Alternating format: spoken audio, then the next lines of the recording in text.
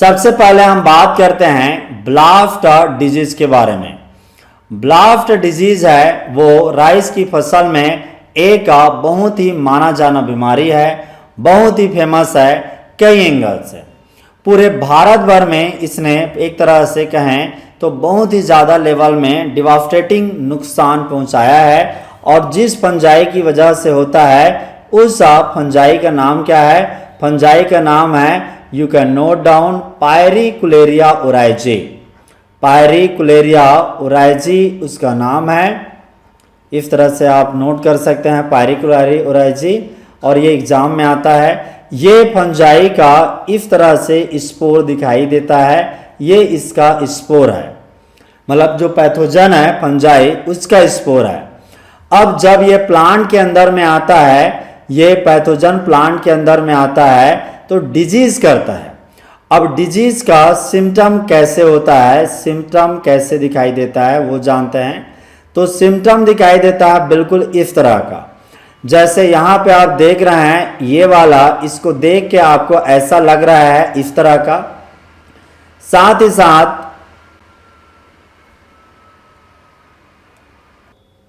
यहाँ पे आप देखते हैं कि ये कैसे काम करता है बेसिकली। तो ये जो डिजीज का सिम्टम है वो बिल्कुल इस तरह से होता है ऐसा। और यहाँ पे आप वाइट कलर का एक स्पॉट देख रहे हैं। तो बेसिकली इसका शेप कैसे बन रहा है, ऐसा करके ये ऐसा बन रहा है, और बीच में इस तरह का स्पॉट लग रहा है। तो इस तरह का चारों तरफ में ब्राउन कलर का स्पॉट है, ब्राउन कलर का स्पॉट है, और बीच में इस तरह का वाइट कलर का पैचेस है। तो इसको देखने से ऐसे लगता है जैसे ये आई हो, या फिर इसको देखने से ऐसा लगता है जैसे ये बोट शेप में हो।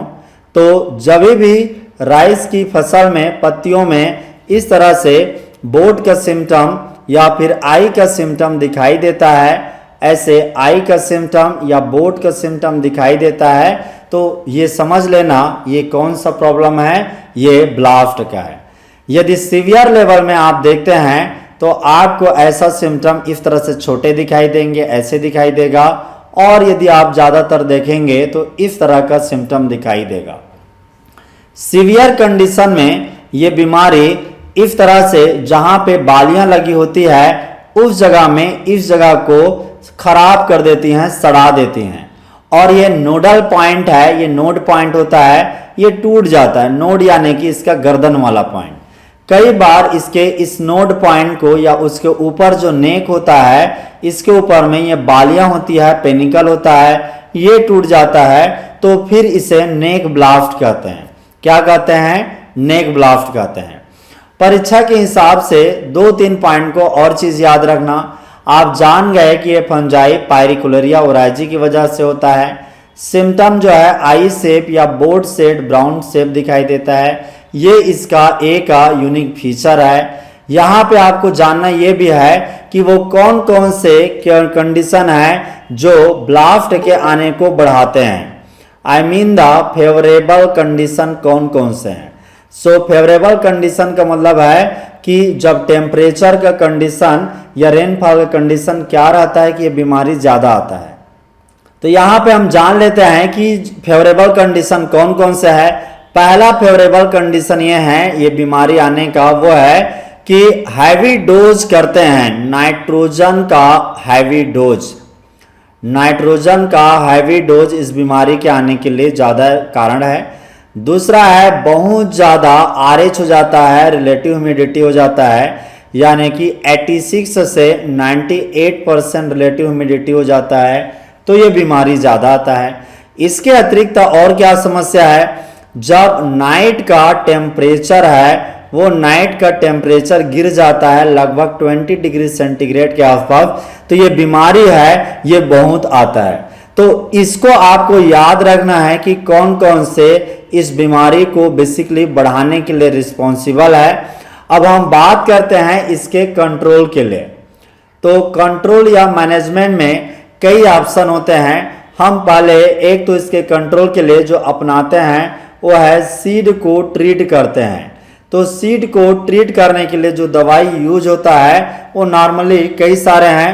कार्बेंडाजिम है, बावेस्टिन है, इनका उपयोग करते हैं, लेकिन आप इमिसान का उपयोग कर सकते हैं at the rate of 10 kg seed पर 5 ग्राम ऑफ इमिसान।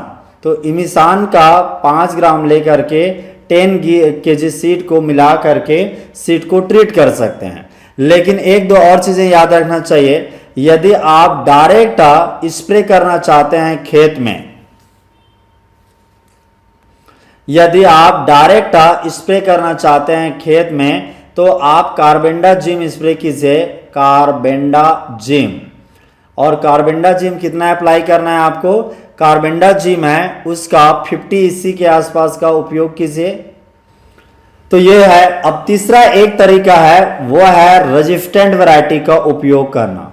हाल के दिनों में रेजिस्टेंट वैरायटी का उपयोग है, ये काफी पॉपुलर हुआ है।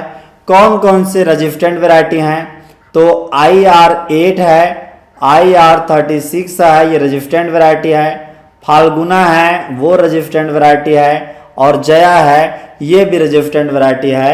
इन वैरायटी को कल्टीवेट करने के लिए सुझा सकते हैं जहां पे ब्लास्ट की बीमारी बड़े पैमाने पे आती है। इसी में एक रिसेंट में एक और भी टैक्टिस आया है कि डिजीज कंट्रोल करते समय में कई सारे सॉफ्टवेयर का उपयोग हो रखा है, जिन्हें कहा जाता है डिजीज फोरकास्टिंग सॉफ्टवेयर।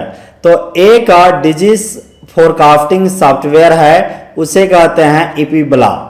याद रखना इपीबला क्या है, इपीबला डिजीज आता है, कौन सा डिजीज, वह है ब्लास्ट डिजीज।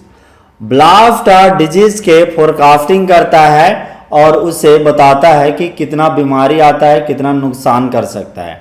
तो इस ब्लास्ट फोरकास्टिंग मॉडल का उपयोग